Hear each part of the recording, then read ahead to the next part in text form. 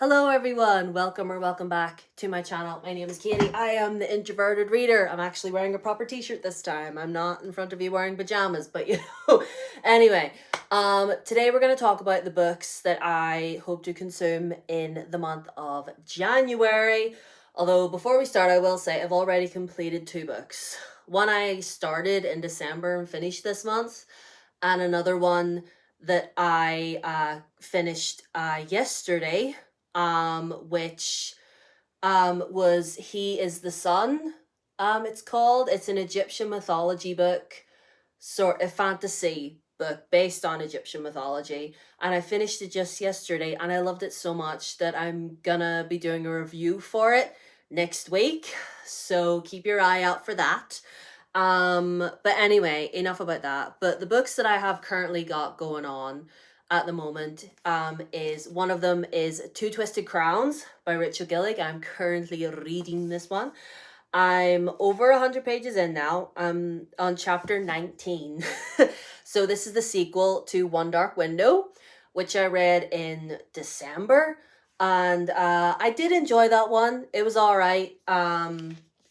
Basically set within this world where there is this mist surrounding the kingdom because a king a couple thousand years ago did did something that to offend the spirit of the wood, and the spirit of the wood put this mist around the kingdom, and people do in this world they do use magic, but it's through these cards, and they have to unite all of these cards in order to lift the mist. But no king has ever done that since, because all they care about is the magic and the power.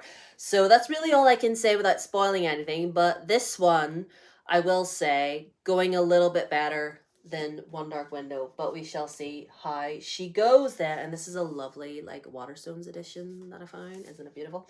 Anyway, so I'm currently reading that physically. On my Kindle, well, I shouldn't say on my Kindle anymore because my Kindle's broken, but on the Kindle app on my phone, I've got a new book put on there, and it is Cruel is the Light by Sophie Clark, I believe the title is. Correct me if I'm wrong. But anyway, it's basically, I saw this and it was like, if you love K-pop Demon Hunters and you love romantasy, then you'll love this. And I was like, okay, I'm sold. Basically, all I know about it is our girlie is a demon hunter, and the male love interest is a soldier, and they have to work together to save the world, as you do. That's all I know about it, but I will come to you once I finish reading it. The audiobook that I currently have going on is Shadow Cabinet by Juno Dawson's, the sequel to Her Majesty's Royal Coven. I'm almost done with this. I'm almost done. I'm very excited to get the I'm very excited to finish it because I feel like I've been reading it for ages. I've like 2 hours or something left on the audiobook, and I do have work obviously over the weekend, so while I'm going to and from work, this will be listened to. Very happy to have it done and off the list, because then the next audiobook that I plan to listen to after that is Ragpicker King. Finally. Finally.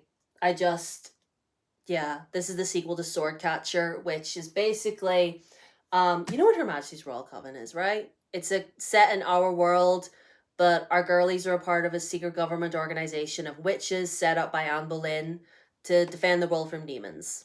That's what that is.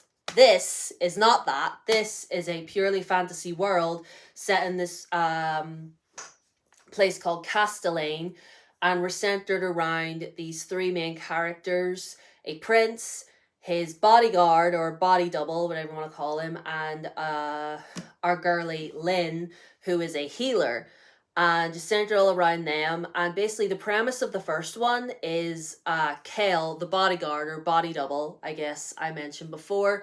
They brought him in when he was a child from an orphanage to the palace in order to be the prince's body double, as I've mentioned 3 times. And basically, he's what's known as the sword catcher, and it's his job to protect the prince. And he bears enough resemblance to the prince that If they felt there was a danger anywhere, they would send him in. So if there was an assassination attempt, it wouldn't be the actual prince, you feel? So, and anyway, this is the sequel. I can't say much more about it, but yeah, I'm very much looking forward to reading that. Now, the next few books are most of them, well, 3 of them are audiobooks that I have still on the back burner that I'm looking forward to finishing. One is The Two Towers by J.R.R. Tolkien. It's the second book in the Lord of the Rings trilogy. I have the audiobook for this narrated by Mr. Andy Serkis, which I'm so looking forward to listening to because I loved the audiobook for Fellowship. I love Fellowship in general. But yeah, I'm very much looking forward to getting into this because obviously y'all know Lord of the Rings is my favorite movie trilogy of all time. And I'd attempted to read the books years ago, but I was not the reader back then that I am today. So yeah, I love the Fellowship and I'm so excited to get into this and meet all the other, extended group of characters that we meet as we go along. So I'm very looking forward to it. You know what this is about by now. You know. I don't need to tell you what it's about. Magic ring, they need to destroy it, or the world ends. Anyway, the next one I want to talk about, a bit embarrassing, but I was looking around for books to add on to this TBR, and I found this, my Illumicrate edition of Daughter of Smoke and Bone by Lani Taylor. I got this years ago, had every intention of doing a reread of the series because I have the entire series now. But did I get it? No, look how faded the top. That's embarrassing.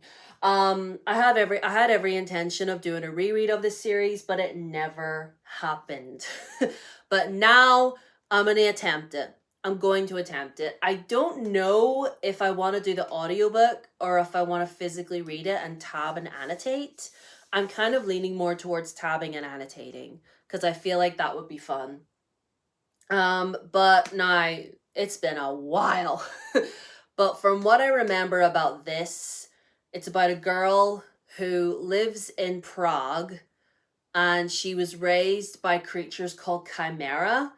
And there's this ongoing war or feud between the chimera and angels. And that's really all I remember. And she falls in love with one of the angels. Because it says on the back, once upon a time, an angel and a devil fell in love. It did not end well. But I will reread this and I will tell you more about it. I will, I promise. I will. Now the next 2.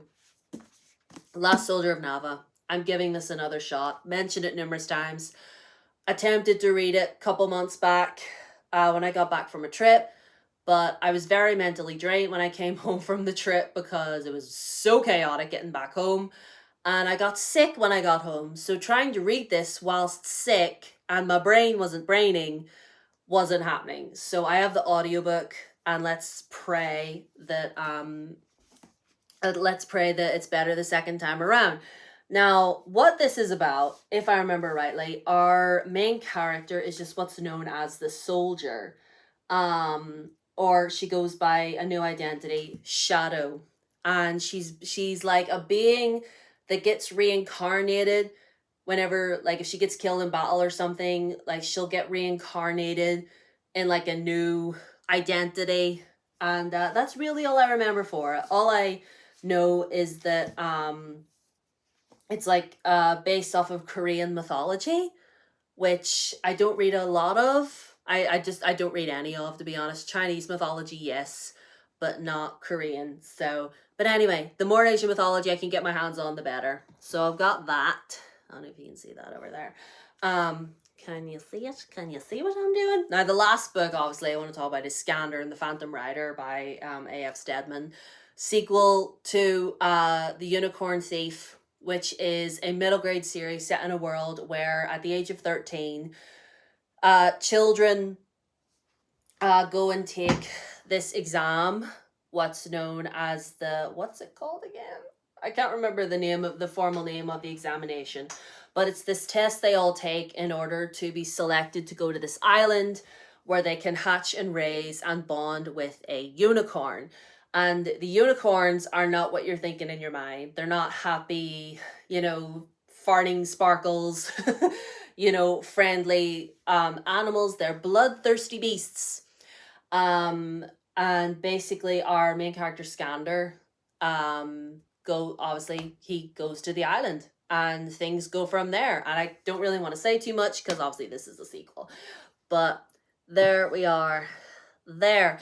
Now, this is the TBR for January. I know we can all collectively agree that January is a month, but one good thing we can count on is books. One thing I can always recall from January's gone by is that I do tend to get a lot of reading done in the month of January, and I'm super, super excited to get back into reading because I feel my reading mojo coming back. So yeah, I'm excited. I hope to get at least half of this read. These three here, this, and this, I want to get read in January. I want to get nearly all of these because Skander and The Last Soldier, I feel like has been sitting for way too long.